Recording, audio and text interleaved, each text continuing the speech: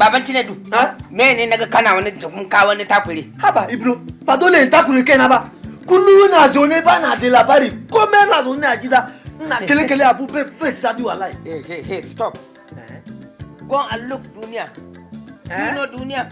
I don't know Dunia. Yamma. Baka san gidan rediyo da talabijin na Duniya ba na Yamai? Na ji ana fede shi. To nan ne za ka ji labarin gidanku, ka ji labarin ƙasarku, ka ji labarin yadda gwamnati take ciki. Kana da talama nan ne za ka kai ka ji an yaɗa ka.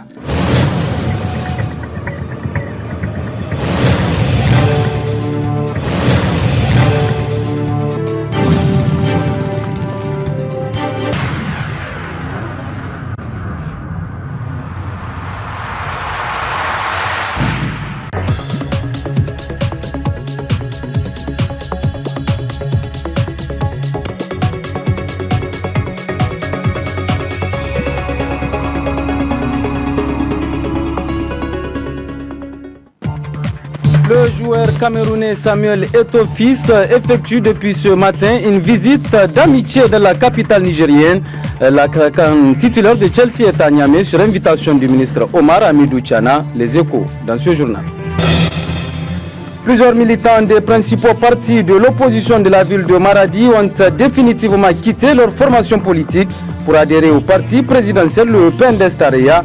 Précision dans un instant. Bonsoir et bonne rupture de jeunes. Je le disais, l'attaquant camerounais évoluant dans l'équipe de Chelsea, Samuel Eto'o, est depuis ce matin dans la capitale nigérienne. Ce dernier est venu répondre à l'invitation d'un de ses grands amis nigériens, à savoir le ministre en charge des mines et du développement industriel, Omar Hamidou Tchana, avec qui il partage des grands projets, suivant le film de l'accueil qui lui a été réservé, c'était ce matin. C'est aux environs de passé de 20 minutes heure de Niamey que le jet personnel transportant le célèbre footballeur camerounais de renommée internationale Samuel Eto'o se posa sur le tarmac de l'aéroport international Diori Amani de Niamey. Invité par le ministre nigérien en charge des mines et du développement industriel, Omar Hamidou Tchana, l'attaquant titulaire de Chelsea, qui est arrivé en compagnie de son épouse ainsi que de ses 3 enfants, était attendu par des centaines de fans venus réserver un accueil de grands jours à leur champion.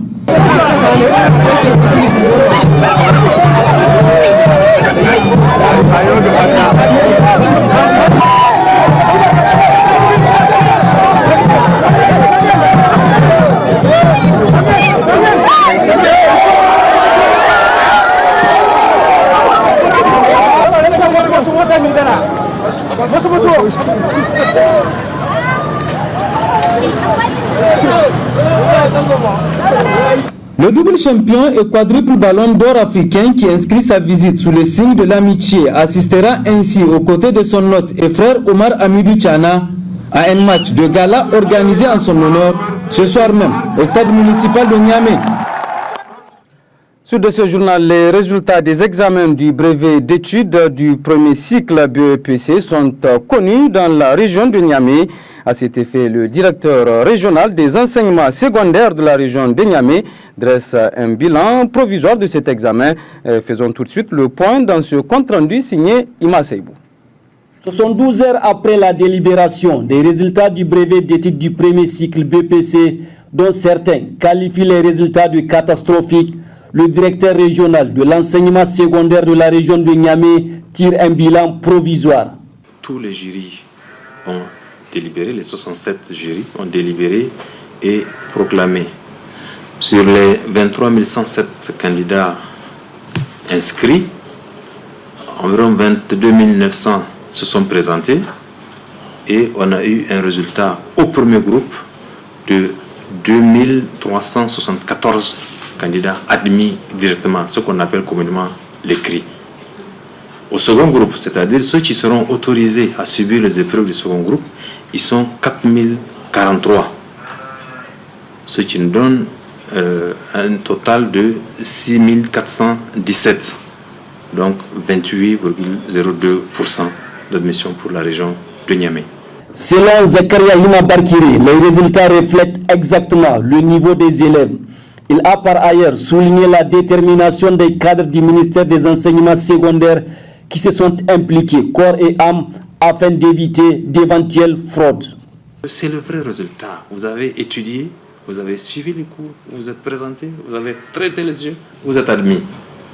Vous avez passé toute l'année à écouter la musique, sur les films, le résultat est là aussi.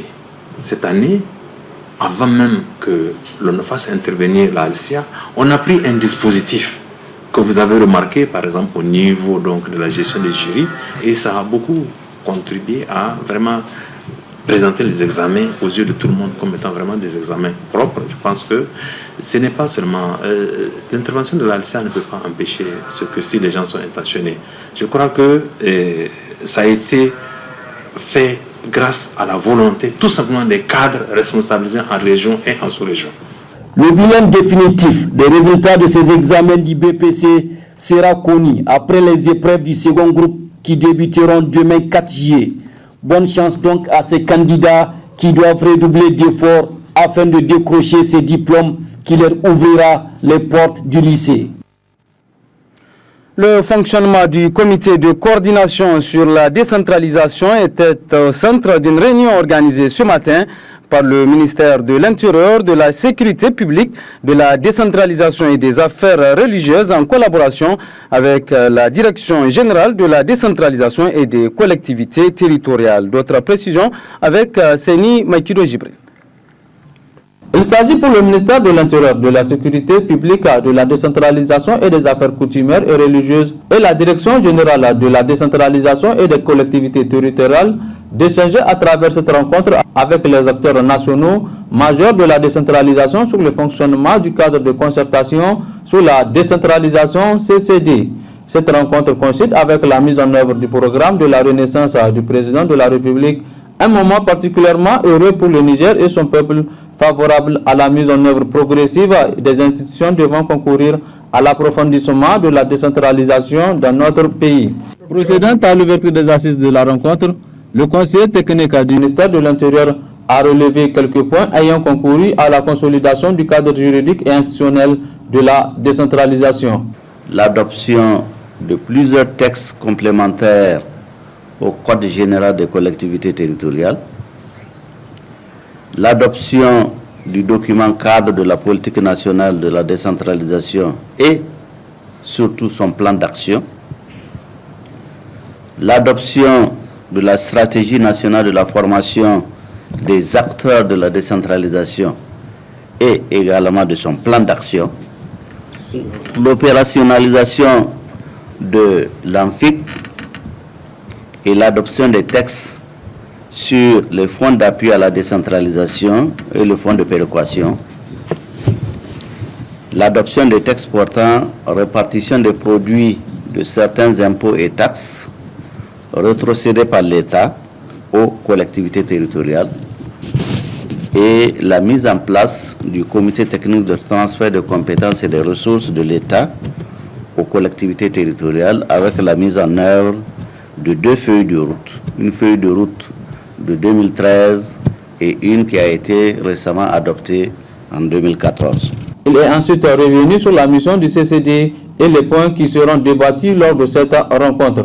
Le CCD a pour mission l'organisation et le renforcement du dialogue entre les acteurs de la décentralisation, la coordination des actions, la mobilisation des ressources et la mise en place des mécanismes d'appui concertés en harmonisant les approches de tous les intervenants. C'est en prélude à la tenue de sa prochaine session que nous sommes réunis ici pour échanger entre acteurs nationaux sur les questions suivantes. Le processus de transfert de compétences et de ressources de l'État aux collectivités territoriales, la note d'orientation sur l'ANFIC et la coopération décentralisée. À l'issue de la rencontre, les participants seront suffisamment informés sur les différentes interventions déployées en direction des collectivités territoriales afin de favoriser le processus de transfert de compétences et de ressources de l'État aux collectivités. Le commissariat chargé à l'organisation du Hajj et de la Umrah, le COO, a procédé hier à la publication officielle de la liste des pèlerins au Hajj 2014. C'était à travers le système de gestion automatisée du Hajj et de la Umrah, en abrégé le GAO. Ainsi, à l'issue de cette première phase, quelques 12 657 pèlerins seraient inscrits sur les 12 712 places octroyées pour le Niger. Suivons donc là-dessus les explications de Hafizou Mamadou. Il est chargé de communication du COO. Comme promis, nous avons testé notre système de gestion automatisé du Hajj et de la Umrah. Nous avons testé ce système en partie pour cette année. Il s'agit de récupérer les listes des agences, de les inscrire à notre niveau, de fournir aux agences un mot de passe et un login par lequel ils peuvent accéder au système, inscrire leurs pèlerins. Et voilà cette opération qui a commencé exactement le 30 avril 2014 s'est achevée. Je dirais la première phase s'est achevée aujourd'hui à partir de 18h. Nous avons eu à inscrire 12 657 pèlerins. Donc nous avons seulement 66 pèlerins qui restent à inscrire. Ces 66 pèlerins seront mis en compétition entre les agences. Donc les agences auront accès libre à ces 66 pèlerins. Le premier venu et le premier servi à partir de demain 3 juillet 2014. Donc là je profite pour attirer l'attention de nos concitoyens, des pèlerins, des candidats au Hajj, d'être très vigilants. Comme vous le voyez, il ne reste pas grand-chose à notre quota général qui est de 12 712 cette année. Donc pour éviter le désagrément de l'année dernière, il n'y a pas question d'une autre quota ou d'un autre quota qui va tomber. Nous rappelons que toute information concernant le Hajj doit provenir du COHO. Il n'y a pas un autre quota. Du quota général du Niger, il ne reste qu'aujourd'hui que 66. Tout autre quota qui tombera, c'est au COHO de l'annoncer à la population. Donc évitez d'être, escroqué par certaines agences qui disent qu'il y a un quota qui va arriver. Il y a un quota, je ne sais pas, Moudjamala, comme l'année dernière. Ils prennent l'argent des pèlerins et enfin, c'est des pèlerins qui n'auront pas à faire le voyage, à faire le pèlerinage. Et puis dans l'actualité politique, plusieurs militants des principaux partis de l'opposition de la ville de Maradi ont définitivement quitté leur formation politique pour adhérer au parti présidentiel, le PNDS Tareya. C'était lors d'un meeting organisé lundi à la tribune publique de Maradi. Retrouvons la correspondance de Alzouma Seni Soumaïla. Ce grand rassemblement du PNDS Tareya, qui a drainé un nombre important de militants, est organisé à la tribune publique de Maradi par deux figures du Parti Rose de la région de Maradi, en l'occurrence Elhadji Rabe Kalla, président des jeunes Tareya de la ville de Maradi, et l'influent homme d'affaires Baba Ahmed de Maradi. Un jeune meeting convoqué pour accueillir plusieurs grands militants des principaux partis de l'opposition qui ont décidé d'adhérer au PNDS Tareya pour soutenir, ont-ils dit, les œuvres de construction nationale engagées par les autorités du pays. Après la déclaration de soutien lui par un adhérent et l'engagement symbolique des nouveaux venus, les deux acteurs de l'événement ont pris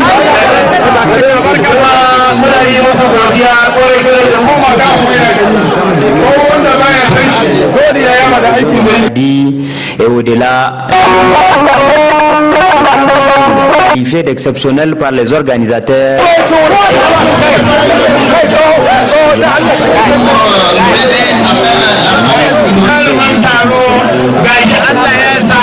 qui a fait le déplacement et qui fait honneur au PNDS Tareya. De la page Ramadan, retenez que pendant ce mois béni de Ramadan, il est beaucoup conseillé de consommer de fruits en grande quantité, notamment après la rupture du jeûne. Un comportement alimentaire qui doit aider le jeûneur à garder sa forme, nous dira dans ce reportage Aïssa Ibrahim. Consommer 5 fruits ou légumes par jour pour être en grande forme, c'est ce qui est recommandé pour une bonne santé, surtout en ce mois de Ramadan. Des fruits conseillés en particulier parce que riches en minéraux et en fibres. Leurs effets favorables sur la santé ont été démontrés. Ils ont un rôle protecteur et tout ce qu'il faut pour conjuguer santé et plaisir.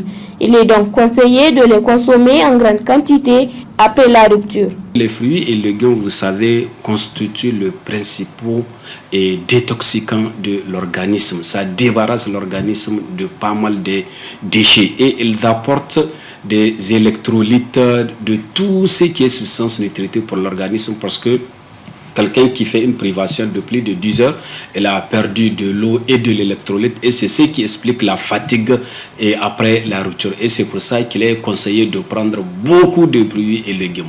Conscients de leur importance nutritionnelle, beaucoup de personnes en consomment encore plus en ce mois de jeûne.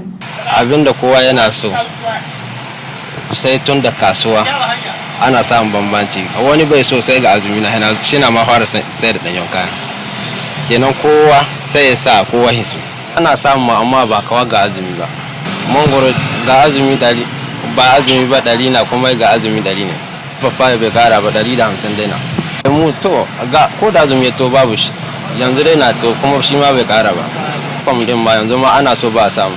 Sous toutes leurs formes, surgelés, frais, en conserve ou pressés en jus, la consommation des fruits est bénéfique pour la santé. L'idéal est d'alterner entre fruits et légumes, d'en diversifier les variétés et de les intégrer le plus souvent possible à vos recettes. L'autre reportage de ce journal consacre un zoom sur un secteur d'activité florissant de ces dernières années. Il s'agit donc des sociétés de gardiennage. La filière connaît en effet un boom de nos jours, mais combien sont-elles ces sociétés à exercer? Comment traitent-elles leurs agents et qu'est-ce qui favorise cet essor? Élément de réponse dans ce reportage signé Nourdine Alou. Le gardiennage au Niger, une activité en plein essor, mais peu réglementé.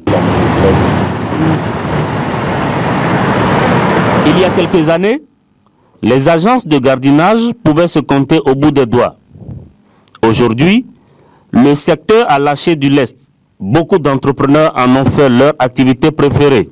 80 autorisations et agréments ont été délivrés par l'État ces dernières années, mais le nombre total de ces sociétés reste inconnu. Cette floraison répond à deux exigences. D'abord, c'est pour répondre à un besoin de sécuriser les biens et les personnes. Ces sociétés participent également à la création d'emplois. Des milliers d'agents sont recrutés ces 5 dernières années. Nous faisons une sélection, donc nous faisons appel à ces gens qui ont déposé effectivement ces dossiers-là, donc nous les formons justement avec les modules dont j'ai cité. Et après la formation, il y a des phases d'examen que nous faisons aux agents de sécurité et ceux justement qui ont été formés et ceux qui ont été aptes justement à ces formations-là seront recrutés. Les sociétés de gardiennage font face à beaucoup de critiques concernant notamment le traitement de leurs agents, leur formation et les équipements utilisés. Alain Patengou est expert en entreprise. Il observe ces sociétés depuis quelques années. Il y a cette adéquation, n'est-ce pas, chômage qu'il faut réduire, mais il faut aussi regarder que si on se tient à la politique générale, n'est-ce pas, du président de la République du Niger, qui a voulu bien donner l'emploi à la jeunesse, mais quel emploi et quelle jeunesse, une jeunesse formée. Donc on pense très bien que la réduction, n'est-ce pas, de cet emploi de manière objective n'est pas encore faite, parce que on a une jeunesse qui est en quête d'emploi, mais on a comme l'impression que c'est un secteur qui est un secteur à la va-tout, où tout le monde peut s'y retrouver n'importe comment et n'importe quand. S'il est vrai que ces sociétés répondent à un besoin de sécuriser les personnes et les biens dans la ville, et qu'elles participent à la création d'emplois et augmentent par ricochet le PIB par habitant dans notre pays, elles font penser tout de même à un effet de la mode. Après les cybercafés, les pressings et les cabines téléphoniques, c'est peut-être déjà le moment des sociétés de gardiennage. À 20h, bientôt passé de 19 minutes, point final de cette édition d'information. Merci à vous de l'avoir suivi et passé d'excellents moments en compagnie de programmes de l'H24. Au revoir.